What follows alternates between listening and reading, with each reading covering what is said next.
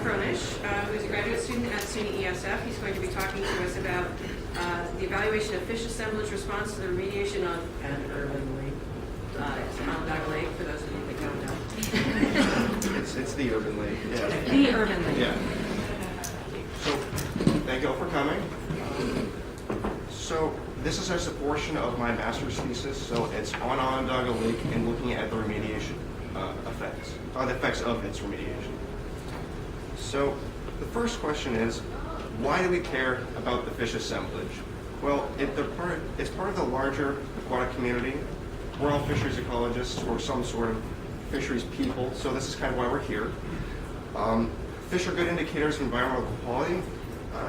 They also can be easily quantified, and their assemblage can be easily quantified using different metrics.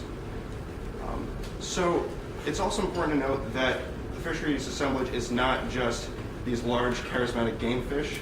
I mean, look how happy these people are. Of course we want to work with these. That one on the lower right is not a game fish. Anyways, we have permits for that. But we also have to care about the less charismatic species, so your shiners, Sarikara and the Clepeids, and so other sorts of minnows, so the prey fish as well.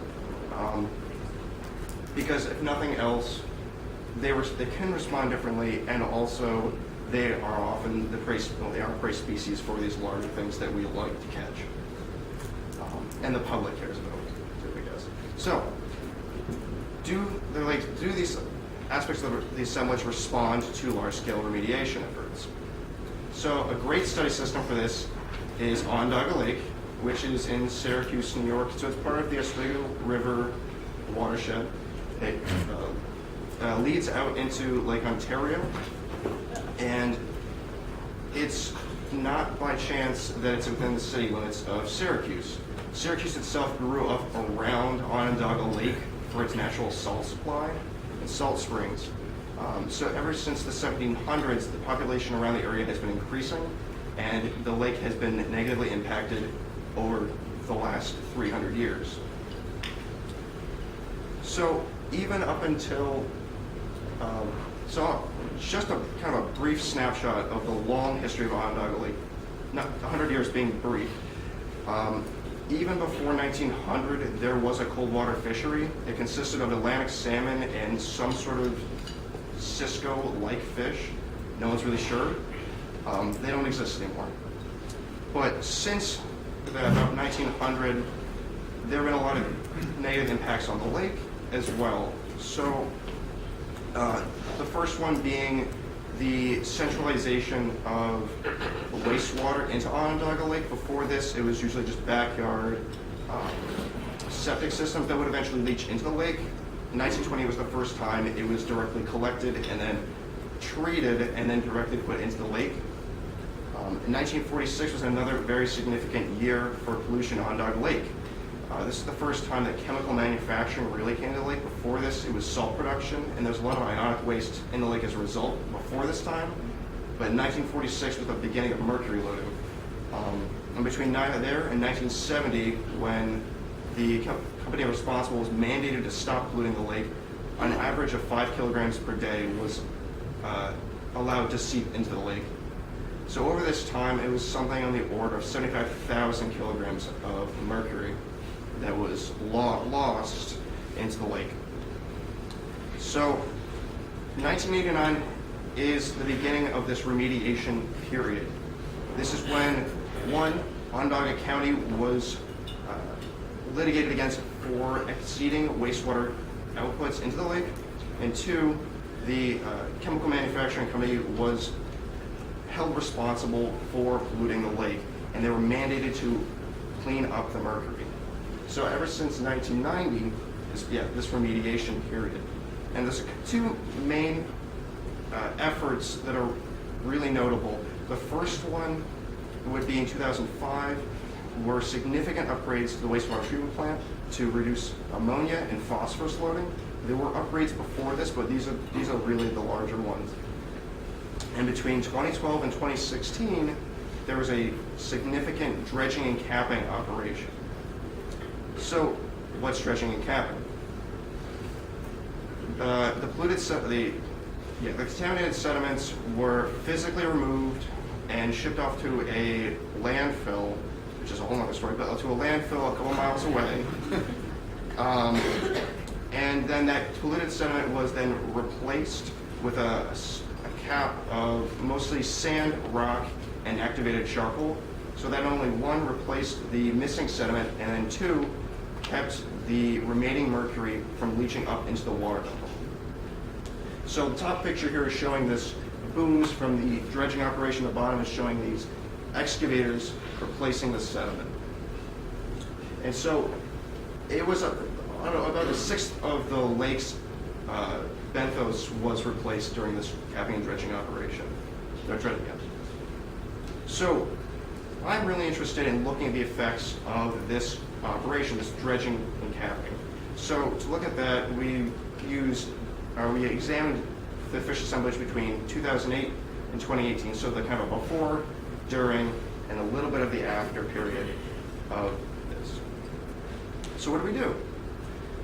We caught fish using South Dakota-style trap nets and 5-inch mesh monofilament gill nets at 12 sites around Onondaga Lake between 2008 and 2018, and each one of these sites was sampled once per month between May and October. It's about 132 samples over this period. And so, in case you're not familiar with these methodologies, a South Dakota trap net looks like this top one here. It just attaches to shore. It sits about 1 meter in the water. Fish swim along and they get funneled into it. Gill nets, things just kind of ambled away and they can't get out. So what do you do with this information? We have count data. So the first thing to do is aggregate to the year level. We're not so interested in monthly variation, though there is a lot. But the next thing to do is calculate assemblage metrics. The first one of these is expected richness. So you can't directly compare sites with different catch amounts in terms of richness. So if you look at the figure on the right-hand side of this, you'll notice that as sample size increases, so does your richness of species observed, but it's not a linear relationship. It's a logarithmic relationship. So at a certain point, the only species you start adding are rare taxa. So if you're trying to compare samples of different sizes, you can't directly just say, oh, one has more species than the other. So for example, sample B here in red looks like it has the same number of species as the black one. That may not be the case because there's twice as many species that were captured in this first example. So what you have to do is scale this back. This is called rarefaction, and what you can see from this is that there actually are noticeable differences in the number of species present. So rarefied all of these different catches. We've also calculated Shannon diversity, which is just an estimate of both species richness and evenness. And then I was able to compute linear regressions using both of these indices. And the other aspect of this was multivariate ordination, which I'm sure everyone loves to hear about. But I use non-metric multidimensional scaling to look at the composition of each of these catches over these time periods, and then relate them to 13 environmental variables. And the ones that you will see on the figures later are the only ones that were significant. So of the 13, only a couple have come out as significant. So the first thing we'll look at is the offshore aspect of the assemblage. So over this time period, based on a catch size of 10 individuals, so if you scale everything down to a catch of 10 individuals per year, there is a significant change in the richness in Onondaga Lake in the offshore aspect. So these larger, more charismatic in many cases, fish. However, it may not be biologically meaningful. Based on this regression and the slope of it, it would take 25 years for us to gain a single species, or to notice one more species. Diversity isn't significant, so it didn't change significantly at all over this time period. So what does this look like? So there's no huge shifts in the structure of this assemblage. Walleye, which everyone loves, there's some variation, but they don't really change that much. There's a little bit of periodicity with freshwater, gizzard shad. There's some changes in freshwater drum, and a little bit with shell catfish, but nothing really significant, nothing major. And even during this dredging capping years, there aren't really any noticeable patterns. So if you look at the ordination, there are 5 variables that came out as significant. The 2 I want you to pay attention to are methylmercury and turbidity. So methylmercury here just is relating to the year as dredging and capping occurred. This methylmercury concentrations were decreased in the lake. And turbidity is related strongly, of course, to those middle years based on the dredging and capping. Things were stirred up. So these communities are associated with those. So the inshore aspect of the assemblage is very, very different. It shows a completely different story. Over this time period, there's a significant negative trend in both diversity and richness.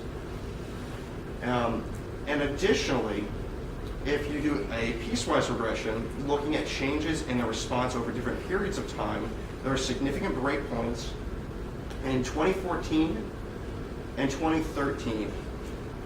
So why would that be? These are the dredging and capping years.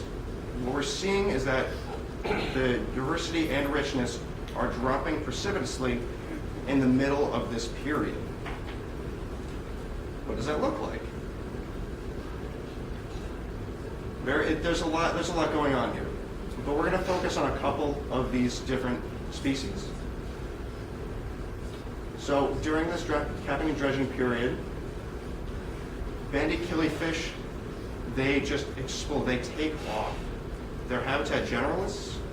They do really, really well in moderate salinities, turbidities. They're really happy. They're the most abundant thing we see in the lake now. Another example would be pumpkin seed. Up until the middle of dredging and capping, they were very abundant in the lake, but now not so at all. I mean, up after 2016, we barely see them. They're hard to find. And we also have seen a significant increase in round goby at this time period. This may also have to do with the the capping sediment is very, very good goby spawning habitat.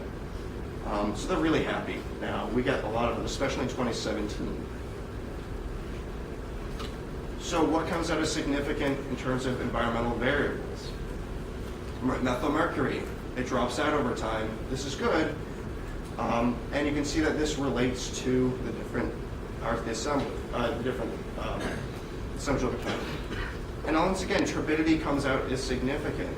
This community is responding, or assemblage is responding to turbidity and water temp. So what can we take away from this? What are we seeing? What does this mean? So you look at the richness and diversity linear models. Offshore parts of the assemblage didn't really change. The inshore, it did.